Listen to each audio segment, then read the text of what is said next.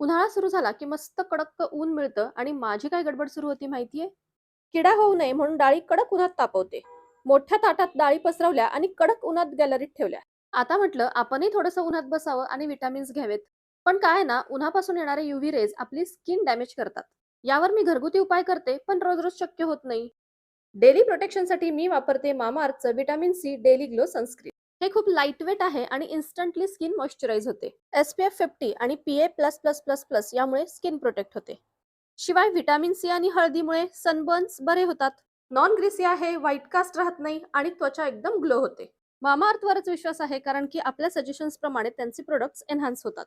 हे प्रोडक्ट मिळेल अमेझॉन, नायका, पर्पल, फ्लिपकार्ट आणि तुमच्या जवळच्या स्टोअरमध्ये. वेबसाईटवरून खरेदी करणार असाल तर BEING2025 हा कोड वापरा, 20% डिस्काउंट मिळेल.